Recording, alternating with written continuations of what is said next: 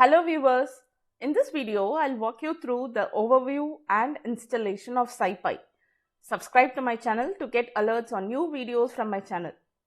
So scipy stands for Scientific Python. So it is a open source library built on NumPy extension of Python. So it has got fundamental algorithms that are required for scientific computing.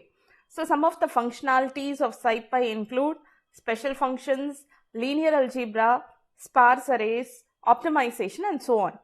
Now let's look into the installation part of scipy.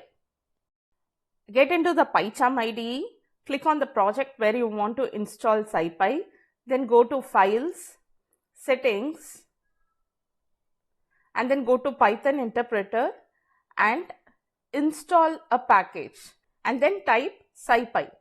It appears in your search box. Now click on Install Package. So once the installation is over, we can see a message here that package scipy installed successfully.